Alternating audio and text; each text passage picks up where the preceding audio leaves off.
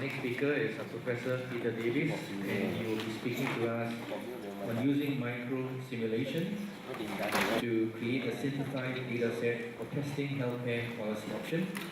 Peter is Professor of Sociology, specializing in health and well-being at the University of Auckland, New Zealand.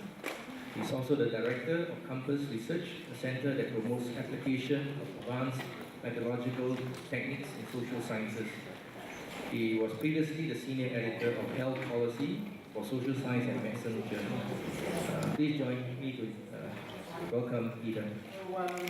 Today I'm going to be talking about policy modelling and demographic aging, about how we're trying to use existing data to help us canvass different options. This research is funded by the Health Research Council of New Zealand, and I've called it the Kiwi approach, it's a bit tongue-in-cheek. I don't do this all myself. In fact, you need a team of people. I've got at least a couple of research fellows and 2 others who help do this. You can't do this work on your own. You need actually specialists in statistics and computer science as well. We've had a group for about 15 years or so, with about $1 million or so a year with grant funded, which is kind of a real sweat. And actually now it's reduced substantially, so we're in a bit of strife. What we've developed is something, we do both modelling and analysis, but what I'm going to talk today about modelling. What I'm going to talk about is a knowledge-based inquiry system, which allows you to test different interventions or policy options. And I called it Kiwi, but actually I'm just doing that because that's colloquial for a New Zealander. At Campus we do 2 kinds of modelling work. First, the care systems, that's what I'm going to talk about today. First of all, the primary care, which in New Zealand we have a family doctor system, which I think is a very good system, which means you're attached to a family doctor. They know a lot about you and your family. And they're a key person. In a lot of these decisions we've been talking about, it sounds as though it's solely the family. In fact, in many cases it's in discussions with the family doctor, at least in our country. And then talking about the balance of care systems, which means what can you shift care between, say, nursing and doctor, say, back to household versus residential. The other projects we've got are life course studies using longitudinal data. These ones are static. We don't have longitudinal data, unlike the ones that we've been talking about, which are panel. And these are based on early life course. We've got a number of longitudinal studies, and we're using them. We're melding the data from different studies and using those as a way of combining information from different sources. And we're going to do that in later years as well. So, first of all, let's set the scene a little bit. In particular, the key thing I want to say is you do need a framework. You can't just bundle into this. You need an analytical framework. You need a purpose for doing it. You need a research question. Secondly, the way we've developed it, we've developed as a sort of decision support tool. So we work closely with different ministries and government agencies and developed this with them so that they can interrogate it and use it as an inquiry system in order to be able to test different policy options. And finally, of course, we're talking about demographic aging. In the second part, I'm going to talk about deploying microsimulation. What's the purpose of it? Why would you want to use it? I'll give you an example and what the benefits of it are. I mean, I just got into it because I'm interested in using different techniques, and it seems to be a way of being able to sort of combine data from different sources and ask speculative questions, the sort of thought experiments that were mentioned earlier on. Applying it, I'll talk in main about the primary care study, where we've gone the furthest. I'll also talk about the balance of care, which we're still unfinished, and we could run out of money. So if you know any kind of benefactor out there, just put them in touch with us. And finally, drawing some conclusions. So setting the scene, you do need, what is your policy question? So the challenge of demographic aging. So you need that before you get into modelling, otherwise you become just a sort of interested in modelling for its own sake, but actually you've got to have some purpose to it. Where did the data come from? Well, for us it had to come from multiple sources. We do not have an ageing study of this kind that we've been talking about. We had to combine data from different sources, in particular the role of the doctor And so we needed to integrate data from different sources. Who is the engaged community? Originally it was just academics, but actually policy advisors, and I should mention society as well. I think we've got to take into our confidence older people. They have their own views on these things, and sometimes policy options are considered in a rather paternalistic fashion by policy advisors, and actually in the end there's no substitute for actually asking all the people and their families themselves. You may be surprised at their answers. Analytical techniques we're using here is microsimulation, and so we're able to integrate different data sources and investigate different policy options. And what's the intended outcome? The idea is that you should be able to, in a minor way, test different policy options. It's not the only approach. It's just one of a number which you might use as a policy person. You might use a back of an envelope. You might check the literature. You might have a policy, a minister on your back wanting you to do certain things. In our country, we have different kind of political tendencies, and depending on who's in office, you get pressures from different directions. So all these things are going to the mix in making policy. So we've developed this as a decision support tool. It's like a kind of an expert system where we're trying to use existing studies and also, in due course, I hope, using best estimates from literature to insert in the model, so that you can say, well, what about if we had, as discussed before, what happened if you had the English level of disability? What would that look like if we inserted that in this model? And the key thing that we're on about is adding value to existing data. I think too many of us are collecting new data the whole time, when in fact we could do a lot more with adding value to existing data, and that's really what our group does, because collecting data is so expensive, and it seems a pity not to use the data that's already there. We present the data from the realistic analytical framework. We use literature-derived estimates where appropriate, and we've constructed this desk-based tool, which is basically a laptop which people can have on their desk and interrogate. At least that's the theory. Whether they'll do that in practice, we've yet to see. And we work with colleagues in policy agencies. It's been tremendously helpful for us. They've given us real direction to the project, given us a sense of motivation for doing it. They're engaged, and they ask the questions, and we include them into our tool. Okay, demographic aging. So we're looking at the transition, low rates of birth and death, extended life expectancy, shifting dependency ratio. And as mentioned already, the shift in health expectancy, where people are living longer. The key thing is, are they living longer in good health or not in good health? And on that hangs a lot of things, because if you've got that extra years and people are healthy, in fact, the impact of demographic aging is not catastrophic in any way. I think in many ways it's been overestimated, because when you've got healthy older people, they act like healthy younger people in many respects. And basically all you're doing is put off the time of death, and you have a cascade effect later on in life. So it's not as catastrophic in any way close to what the drug companies and the rest of them are telling us, in my view anyway. And the key drivers as the older person themselves, what's their health status, what their view of the world, the care system, practitioners in particular, they make key decisions as to whether to refer a person, whether to put them on drugs, the kind of treatment. That can really have a huge impact on the cost structure throughout the system, and it's really an underplayed agent, in my view, in the cost drivers in the system. And finally, the social system, particularly the family, the neighbourhood, volunteers, NGOs and the like, need to integrate into this because they can have a major effect. So that's just setting the scene. Just saying you need a framework. What's the research question?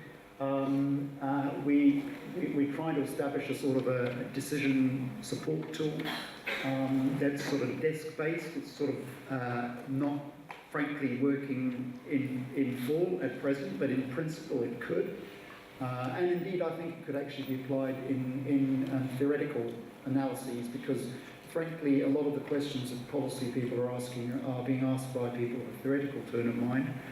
They would say, oh, what about if the world was a little bit different? What would it look like if we did this? And that's all that different from what the policy person is saying as well. So, it has potential application outside the policy area. And finally, we're looking at demographic aging.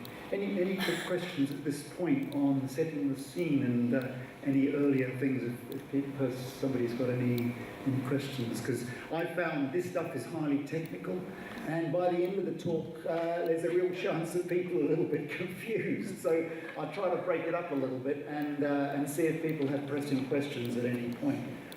But if not, perhaps you'll gather your courage by the next one. Okay, so deploying microsimulations is where it gets technically complicated, and I have to say that I don't do all this hands-on. I've got people in my group who actually dream up these things and do them, and at times I need them to explain to me several times. So first of all, let's talk about the purpose of this, and you know, why should we do this at all? It makes life complicated, but it does allow you to do a number of things because you have a computer representation of the real world, and that's a whole lot more flexible. It's a virtual laboratory which you can tease and work around, and you actually you can have it on your desk and you can do things with it in the same way that you might be playing around with a computer game or something. You know, it's sort of, it's kind of this era, I would say. So the purpose, the major purpose is building a computer-based representation of the real world. And you want to do that because in order to build that model, you need to have had a good statistical model of how it is generated. And that provides you with the drivers inside the system. And those are the drivers which are going to change if you want to test your policy scenarios. An example I'll give you is early childhood, because that's the best developed one we've got, which has good longitudinal data. It's a dynamic microsimulation model, unlike the one I'm going to talk about in primary care, which is static. You derive the drivers from the real data. So, for example, we have an actual birth cohort study. We run regressions on it to reproduce the data. And the test there is that you can reproduce the data in synthetic form. We hand the data back to the investigators. Once we've done that, they have their real data. We have something which is a computer representation of that data, and we play around with it. So it requires a lot of cooperation between investigators. Then we create the synthetic data that replicates the real one by applying those drivers. So we just run the regressions and the like through, and it recreates the life course, essentially, a whole lot of birth trajectories of, let's say, 1,000 typical New Zealand births over a period into the adolescence. You know, it's like kind of having a little game with 1,000 people in it who are all, born in a particular year, and then you run it through and see what they do with their lives over a period of into adolescence as a representative kind of sample. And then you can assess policy options because you can change things in that model. Say, what about if all those kids had gone to early childhood education rather than only 20%, assuming the same drivers were at play? And then you run that through and say, wow, did that affect their for example, truths or whatever? So that's the idea, is that you're creating a computer representation of the real world which you can play around with, and more than play around with, you can do some real world testing of options. So, for example, the one where we've made the most progress is with the Christchurch Health and Development Study. It's got 1,200 children. It's a real birth cohort. Started in 1977, still going. So that's tremendously useful. So you've got 30, 40 years going of information on an entire birth cohort. And so what we did is we derived statistical rules to create a synthetic data set through to age 13. So we created a virtual cohort rather than the real thing. A sample of children with typical biographies over the life course, allowing for variation. So that's what we've done. We handed the data back to the investigators, and we've got this available on a desktop, which we've been working with several policy agencies for them to interrogate it and to ask what-if questions. And then we simulate what might happen if policy were to change by altering the parameters. So that's, in principle, what I'm going to give you is a slightly less sexy one. It's a more static microsimulation, primary care. This is a dynamic one. It's a lot more fun because you can follow individuals through. So what are the benefits? The main benefit is carrying out counterfactual experiments, in the sense, thought experiments on realistic but virtual data. so you can actually test policy options. And the great thing about this is you might have randomised controlled trials, but they're very, very tightly controlled. And what we're talking about here is real changes occurring in complex social circumstances. And so when you tweak something in a virtual experiment of this sort, it ripples out across the life in a way that a randomised controlled trial can never tell you, even though it might give you a very best estimate of one outcome. We've also found it useful in combining data.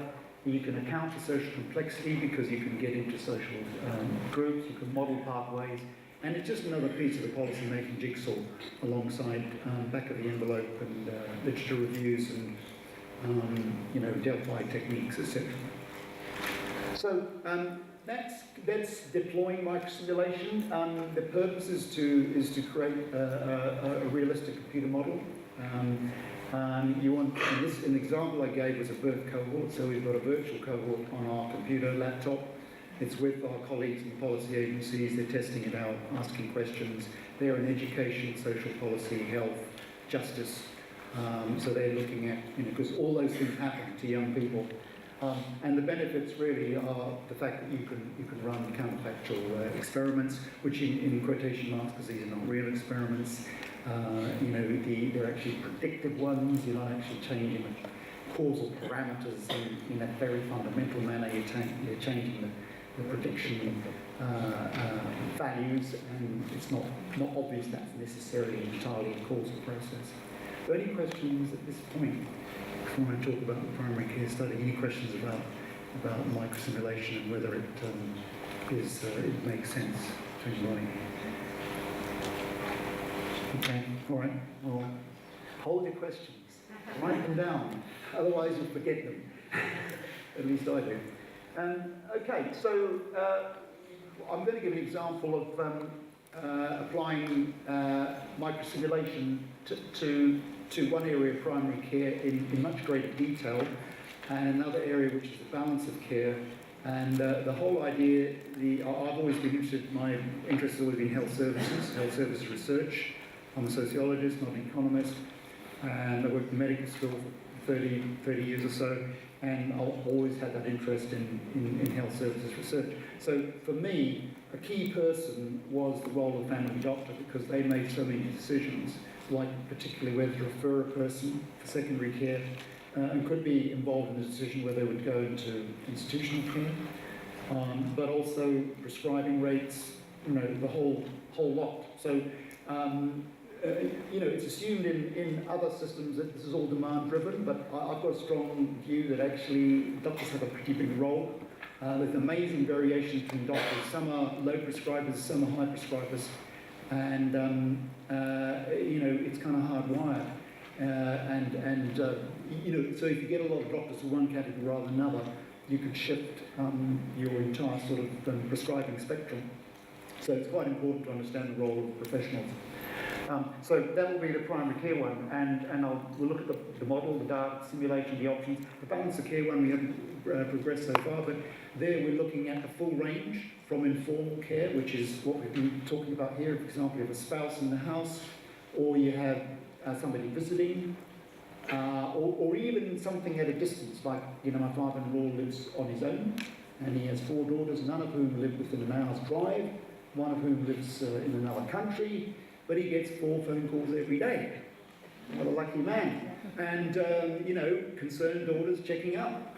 And that happens all the time. So they may not be able to visit, but actually they keep in touch. So that informal aspect is the key thing in keeping people's morale up and keeping them out of a sort of formal care system. Then you move to the formal care system, you can have nursing care, practice nurse, general practitioner, and then you get various forms of institutional care. So you've got the full range, and what we're looking at here is, can we model that, and can we model the contingencies we've already been talking about, and how things might change if you alter the trigger levels.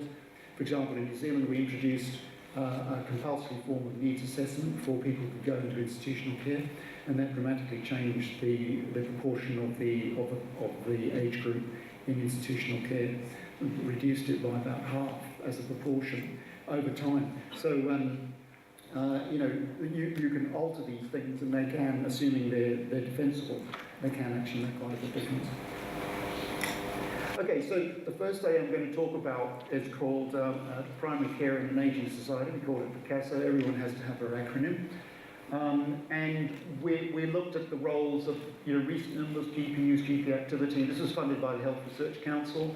That's me, that's a modeller, that's a general practitioner, that's somebody from the Modelling Centre at Canberra, and this is a project team, my colleague Roy, statistician, analyst, and so, you know, you need a team of people to do these things. And quite a bit of the art here is putting teams together and keeping them together, because the skill levels required are very, very high, and a lot of investment is required, and you can easily lose that skill levels if you're not careful. So basically, our model was this: that you had older people who were either well or unwell, just using it very simply, but who had levels of morbidity or disability, as we've already been talking about. But they live in a social context, so they might be supported by their family, might have a spouse in the family, might have a daughter who visits frequently, or whatever, a neighbour who's caring, who knows, and you know, that will make a difference. And then you have the family doctor, and they will have a repertoire. Well, it's quite amazing when you look at the research on doctor variation. It's quite extraordinary, the amount of variation between doctors. So the kind of doctor you have makes quite a difference. Are they an interventionist doctor? Do they have a conservative type of option? Do they have any expertise in caring for older people, which seems to me is a bit of a gap in primary care, which hasn't been necessarily filled adequately. So what we're looking at in this study is they represent the health system, they represent the sort of community, and that represents the person as a sort of an individual who has their own, you know, health, ill health, discontent, etc. And so what we're looking at is, here, first of all, we're looking at the demographic aging, and as mentioned earlier on, are those extra years of life spent in ill health, or is ill health contracted into the final years? And that's the compression model. The expansion model is that as you grow older and you have more years, you just get more illnesses. And that would be a problem, because that would mean we would have a lot of older people with health problems. So that's the kind of the sort of scenarios of different forms of morbidity and disability experience, none of which we're certain about. As was mentioned earlier on, there's some indication that it might be a compression thing, but a lot of those are reliant on self-reports. And you know, the women's higher levels of ADL could well be a reporting bias, because women do report more illness, and yet somehow they live longer than men. You know, so how does that work out? So the next thing is the family. Are you going to get autonomous aging, where the person's able to live in the community reasonably autonomously, or are they going to be service dependent, where they're going to require a lot of intervention? So there's a sort of the role of the family in community capacity, what's sometimes called social capital, social connectedness. People in the community, are there outreach facilities, are there local volunteer groups, is the family available, etc. And finally, what I call practitioner repertoire.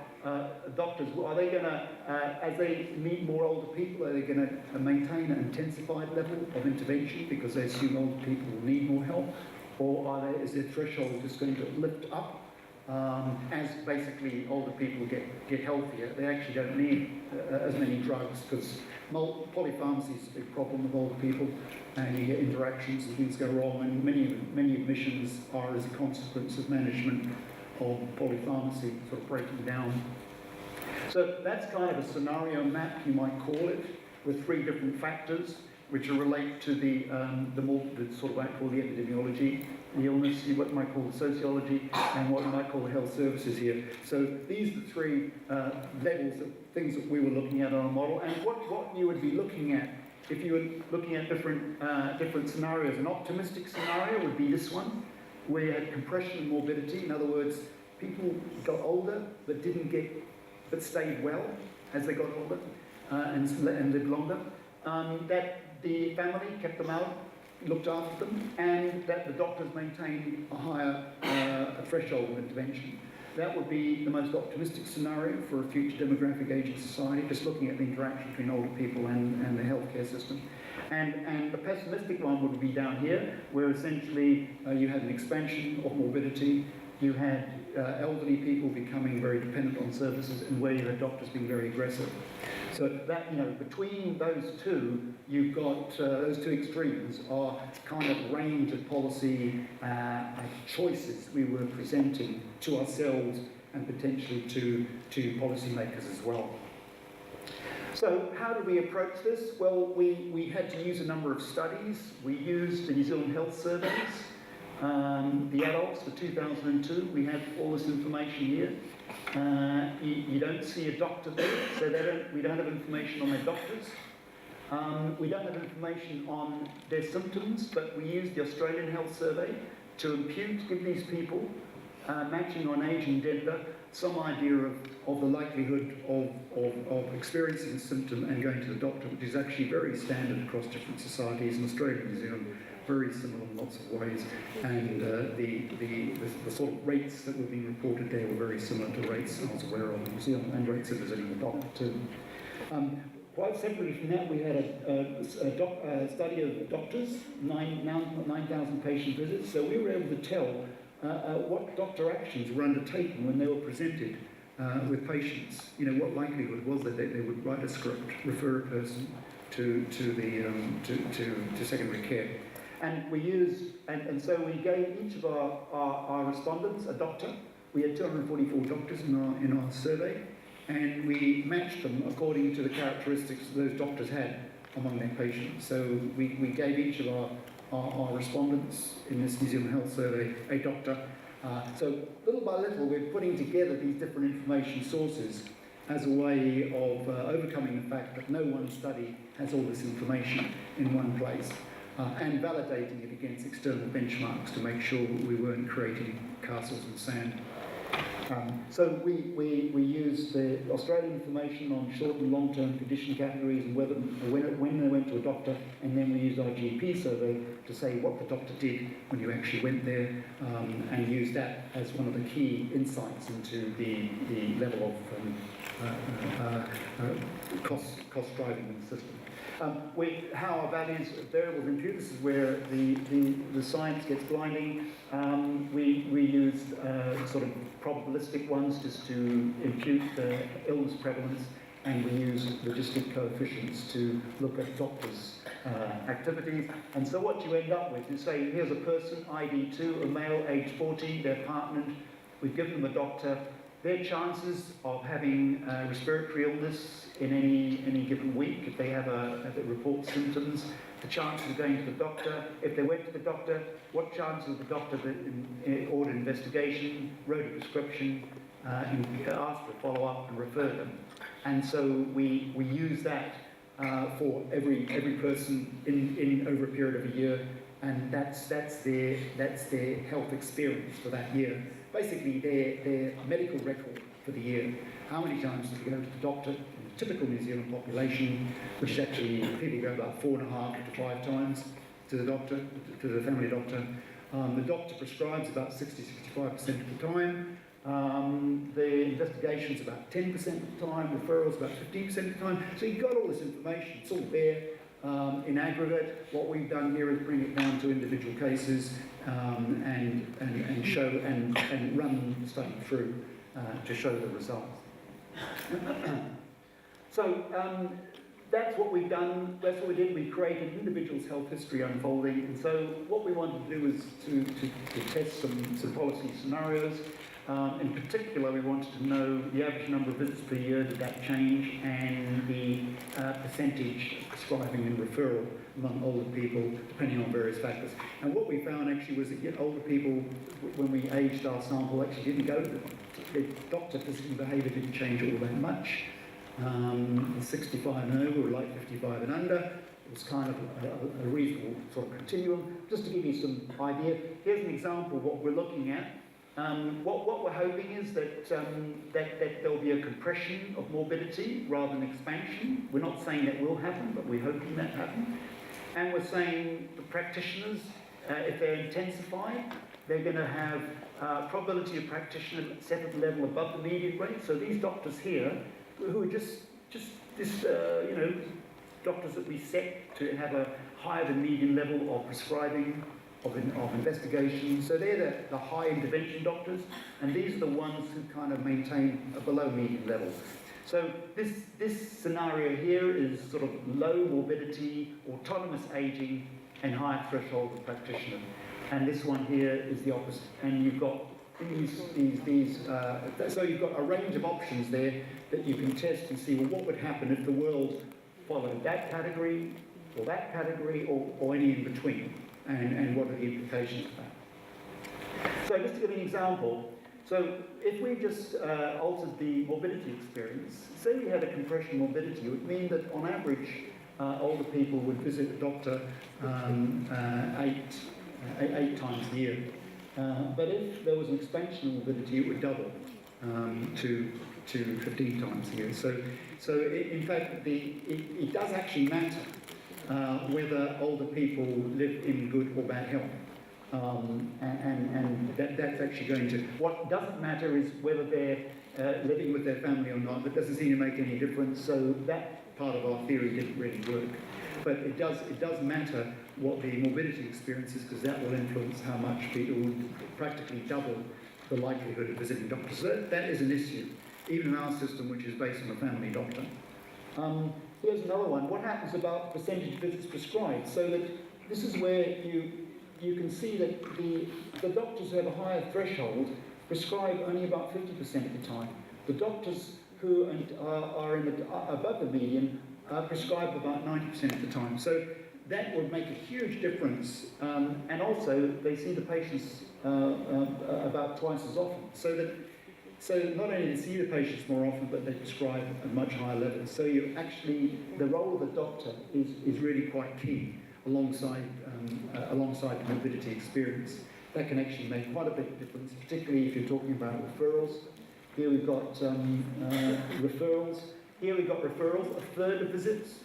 So doctors above the median would refer older people a third of the time, while for those who are below it would only be 5%. So you've got really a very big, and this is for third of the time over 5 visits, and this would be a half, 5.5% of the time over half a visit. So, these are, big differences depending on the practitioner's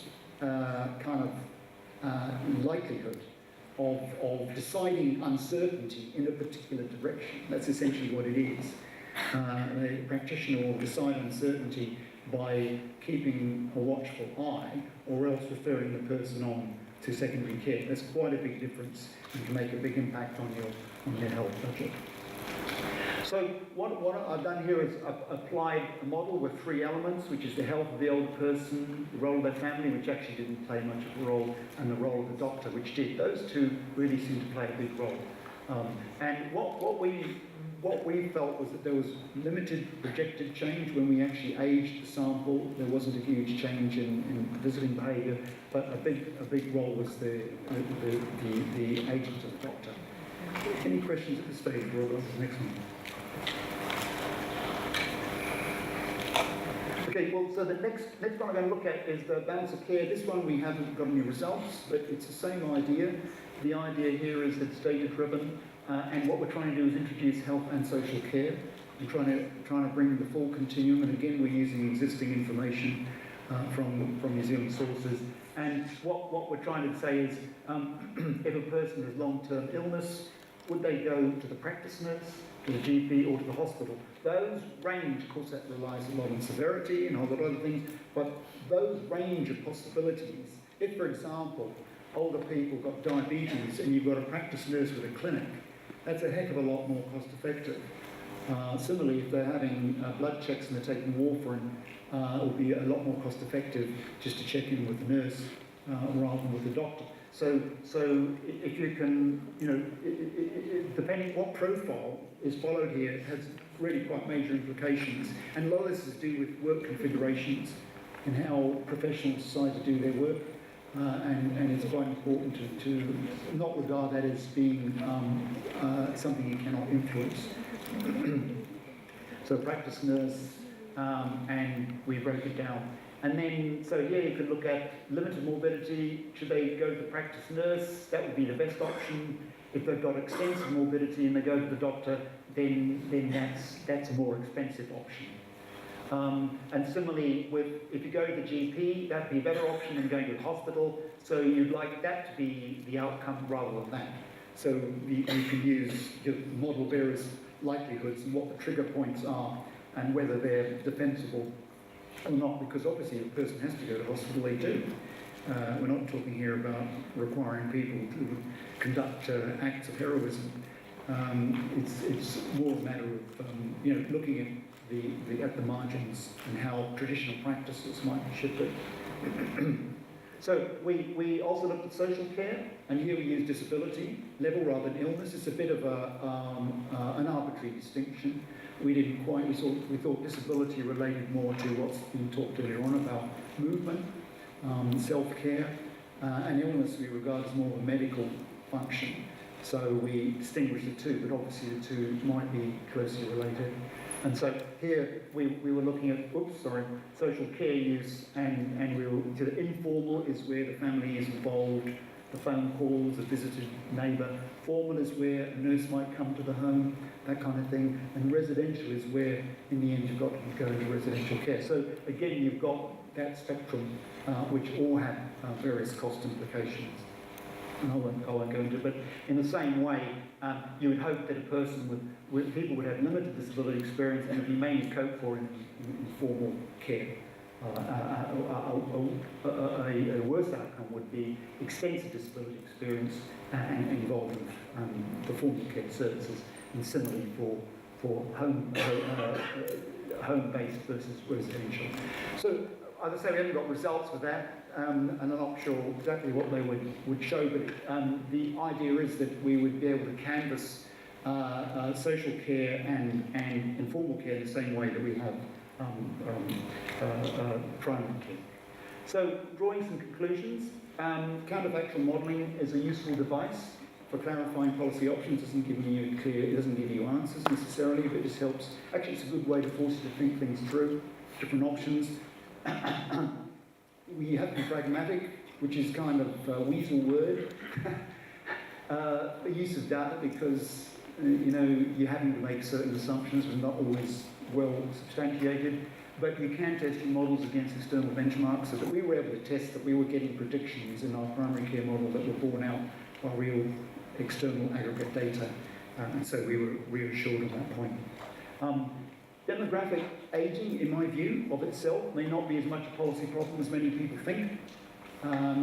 We've been led to think this is a big issue, it's going to really, semi-catastrophic impacts on us, but actually I think there's a whole lot of ways in which, short of the obesity epidemic, at present there's a sort of window where you're getting healthier older people who are a bit more self-reliant, have an income, the family hasn't fallen apart completely, and you've got savvy systems which actually are shoring these things up to make sure that older people remain where they pretty much generally want to remain, which is in their own homes. I think there's supply-side factors. There are people providing retirement homes, there are people providing retirement villages, there's practitioner behaviour.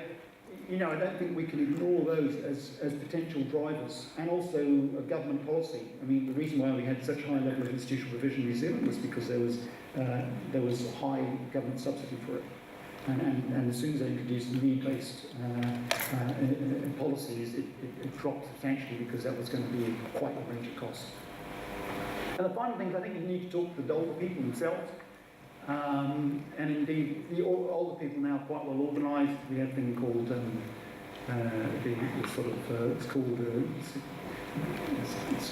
it's a sort of age concern, and then there's a political one, which is called grey power.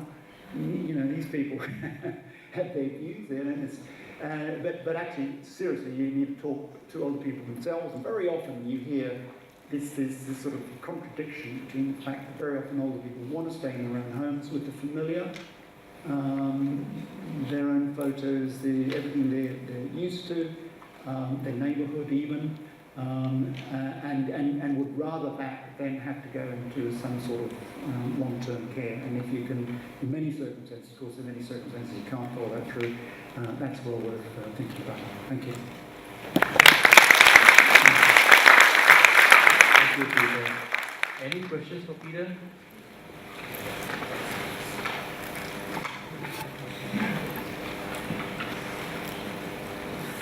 I've blinded them with science. Thank you. So has any of the hospital or ministry used extensively on? Yeah, so what we've done is we've had more success with the use of our early life course data, where ministries are actively using it, and we're trying to get another set of ministries, namely social welfare, health, whatever the ones are, to talk to us about our work on the older population. But really, when I did this stuff, which is, it's now getting on for 10 years ago, when I started it, it was really a proof of concept. And so at this stage, the stuff on older people is really proof of concept, and I can't say it's had any impact on policy as such.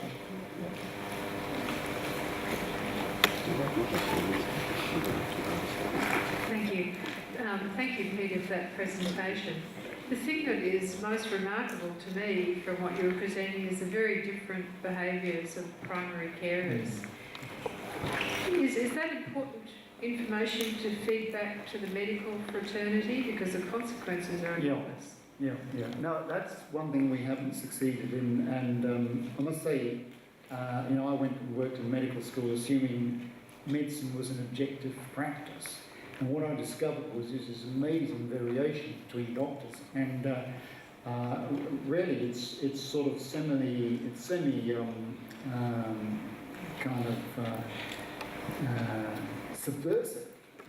And indeed, the first guy who worked all this stuff out in the States, the Journal of the American Medical Association wouldn't publish it. And it was published in the Journal of the Maine Medical Association, which must be one of the smallest in the US. But no, so I think there's growing sophistication in primary. Of course, we're lucky to have a primary care system. That's the first thing I'd say. And one weakness I would say is that I don't think the primary care, the good people in the primary care community, the colleges and all that, I think they need to move to increase the skill sets of GPs in dealing with an older clientele. Because I think that's one weakness, because they've kept up with the literature since they left medical school, but I'm not quite sure. I think they need more enhancement in that area. I'm hopeful that one can have informed debates about this, using this kind of information with people. And we're very lucky in New Zealand that we've got actually local GP groupings, a bit like your Medicare locals. And for the first time we have local groups of GPs with leaders who very often are actually quite committed to general practice as a professional advancing group, and can see that they need to take on board this kind of information.